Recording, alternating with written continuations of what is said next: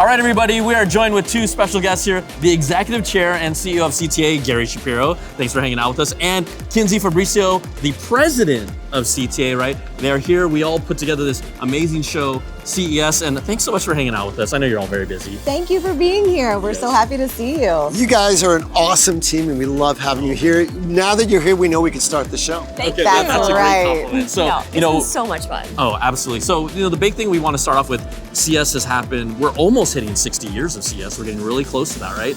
But what maybe makes this year's CES different than some of the past years? What really stands out for you? Well, I will start by saying every year we try to have at least 3 things that are different. And once Kinsey heard that, she likes to go through records. She's up to like 30. So why don't you go through a few of them? Well, it's the whole CTA team. We're so lucky to have an amazing team here at CES. But one new thing I'm really excited about this year is the CES Foundry. So this is going to be the home for all things AI and quantum, located in the Fontainebleau on 2 days, Wednesday and Thursday of CES. I know you all are going to check it out. It's going to be great. We can't wait to see it come to life. No, that's so exciting. I feel like every year there's different themes. So are there any specific themes or trends that you're kind of seeing this year? Well, I have a couple. I mean, Kinsey just mentioned one new thing, but there's a lot. So one of the cool things that we're doing is the accessibility.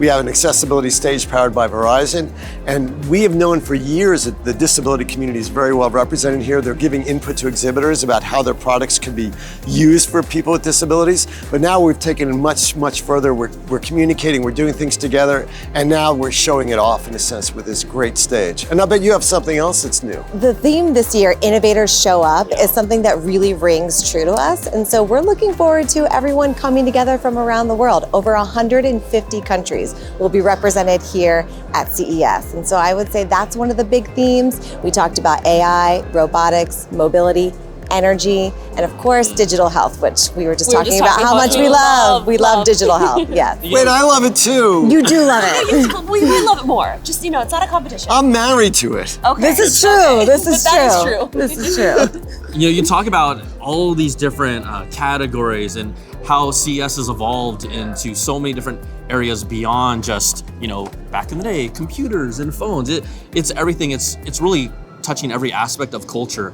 How have you seen that evolution happen over the years, and what does it mean for you guys? Well, we started out, as radio and TV, and we've evolved. We continue to evolve through partnerships and by trying to jump ahead of technology to give people that come the opportunity to see the future. And certainly with the chip companies, they really present that, and they're presenting here in different ways. But it's also other areas. We've become also a more business-to-business show, if you will. About 40% or so of our exhibits and our people are focused on the corporate and business environment, but it does cross over a lot. And we're into agriculture technology. Look, we had Caterpillar, we had John Deere, we have Oshkosh, we got all sorts of cool big things and big trucks and stuff that are here because we're such a global event. 40% of the people that come are from around the world, and they're placing orders, they're doing things, they're major people. And we've also evolved in that we are at such the CXO level of people who come. The number of, when you look at the list of people that come, it's mind-boggling. The CEOs from around the world, the government ministers. Over 50% of our attendees are senior level. Absolutely, yeah. And it's just, and we were just used to be just the big retail buyers like Best Buy, and then we're Circuit City and Sears and others, but certainly the CEO of Walmart, they all come here.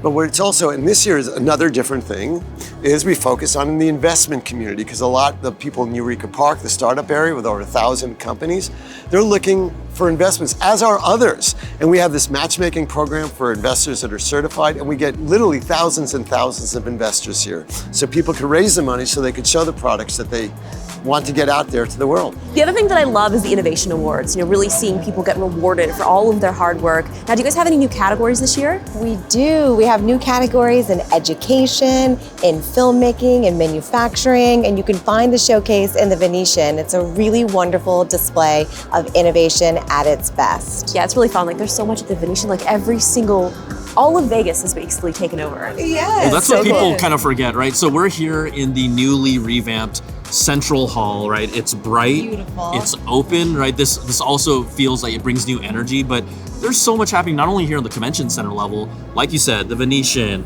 the Wynn, Aria for C-Space, Fontainebleau. I mean, are you just gonna really truly take over Las Vegas eventually?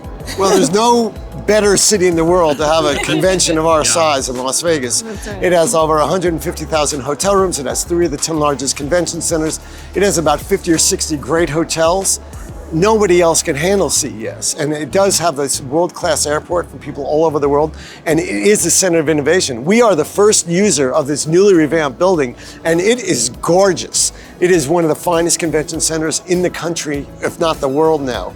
And it is where technology, the world of technology, comes together. Honestly, not just for our show, there's other major events here like NAB and other shows that are here, and this is where the technology gathers and new innovation flows from the incredible meetings and the convergence and the serendipity that occurs in these halls. We're always so excited to see everything, but are there anything specific that you've seen or that you're excited to see that you haven't seen already?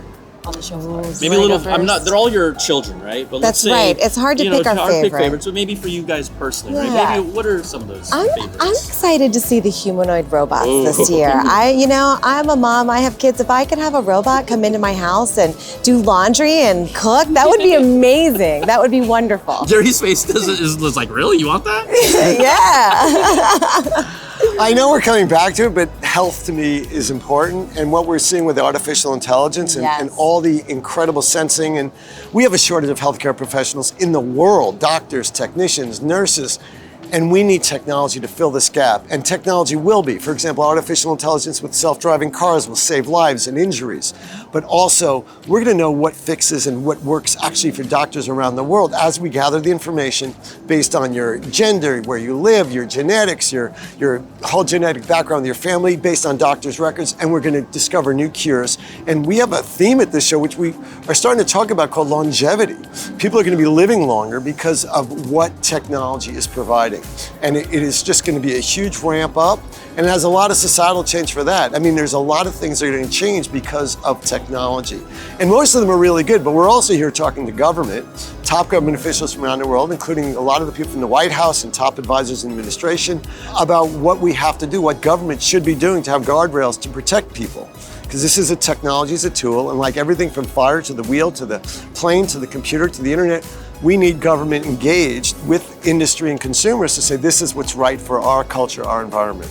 You know what? We talk to the cameras a whole bunch, right? Telling them why people should go to CES, why people should watch CES. So I think, a way to tie a ribbon on this is maybe you guys have a message directly to people watching of why they should, be involved in interacting and excited about CES this year. Come to CES. It's where innovators show up and business gets done. As long as you have a connection with CES and the industry, you are welcome to attend, certainly. But it's important, especially this year, because it's all about AI, and AI will define the future. It will make a difference, and it's great, and we are coming up with things each year on an accelerating basis with over 4,000 different companies exhibiting that are going to change the world and make it better. So if you haven't come to this one, plan for the next one. Okay, see, boom. Yeah. I don't think we can do any better than that. No, that was amazing. Well, thank you guys so much. Thank you for coming and making it such a special event. No, Nice going. Yeah. Nice going. Nice going. You don't